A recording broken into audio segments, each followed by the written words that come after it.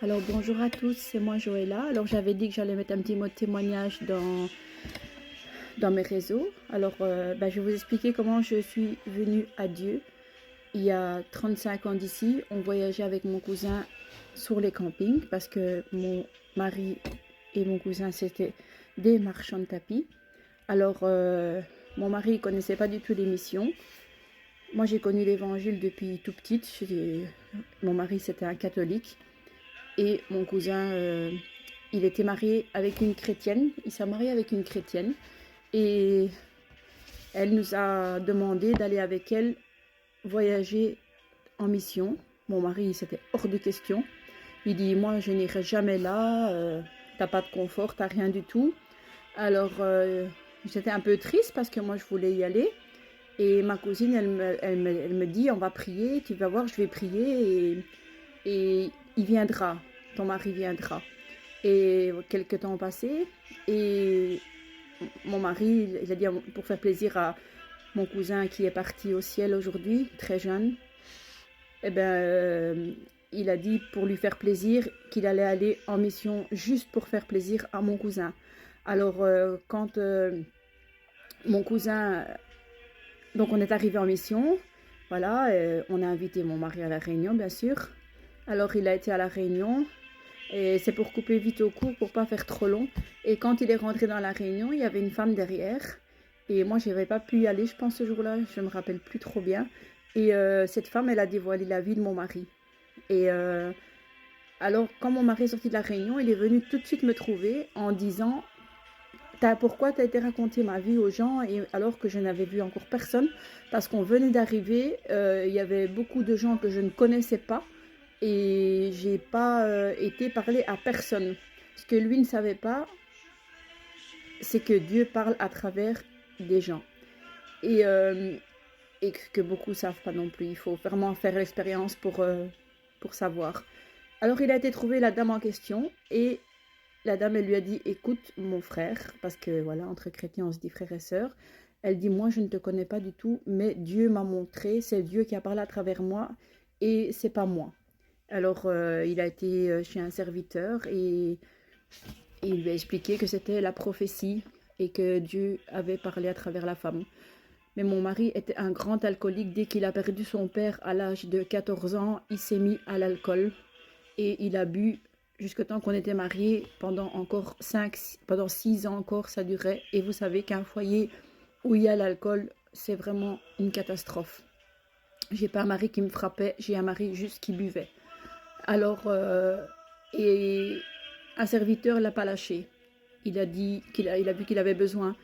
Et donc, il n'a pas lâché mon mari. Et il lui a tous les jours prié avec lui.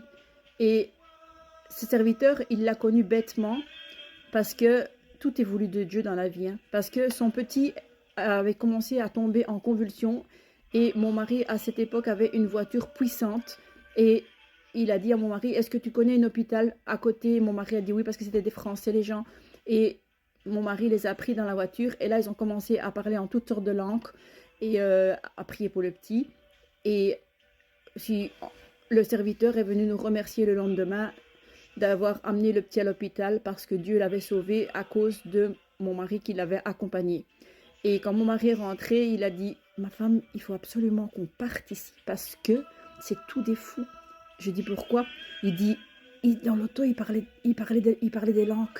Il disait comme ça. Et moi, je savais, alors je dis, ah bon? Oui, c'est pas normal, t'as jamais vu ça ici. Et moi-même qui n'avais jamais eu le don de... Allez, pour parler en langue, je savais pas non plus ce que c'était. Et alors, il dit, on va pas rester, on va faire semblant de rien et on va s'en aller. Mais de jour en jour, que les jours avançaient, mon mari était de mieux en mieux. Et il recevait. Et ce serviteur, il s'appelait Cucci, il n'a pas lâché mon mari. Et il savait qu'il avait besoin. Dieu voulait qu'on venait à lui. Et alors, donc mon mari, tous les jours, il buvait de l'alcool. Du grand matin, il allait à la station, il prenait des canettes d'alcool et il buvait. Voilà, comme ça. Il n'allait pas forcément toujours dans les cafés ou quoi. Il buvait tout le temps.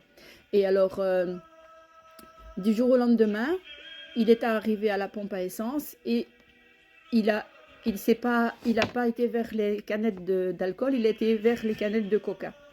Et il s'est pris du coca. Et ça a duré 1 jour, 2 jours, 3 jours, où il me dit, ma femme, je ne bois plus d'alcool. Je dis, ah bon? Je dis, mais moi je savais qu'il buvait, mais pas autant. Il dit, parce que j'étais quand même à une trentaine de... Voilà, je buvais beaucoup. Et le serviteur lui a expliqué en fait que Dieu l'avait délivré de l'alcool. Pour moi, ça a été tellement une grande chose dans ma vie que j'ai pas pu faire autrement que de dire, de dire on va se baptiser. C'est pas possible.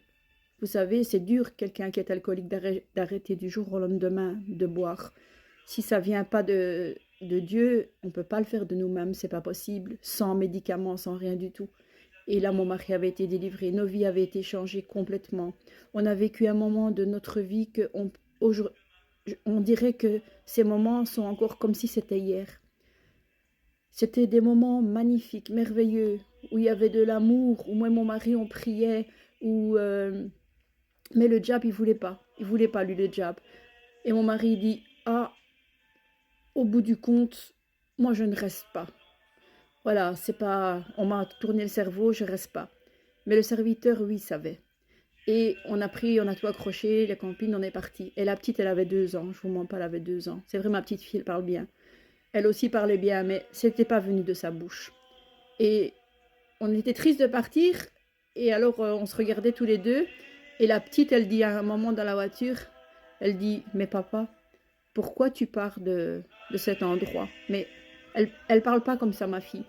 Elle dit, tu sais, Dieu, il a touché ton cœur, Dieu t'a délivré de l'alcool, papa. T'as vu, nos vies, elles ont changé depuis qu'on est là. Alors pourquoi tu pars? Moi, j'aime bien être là.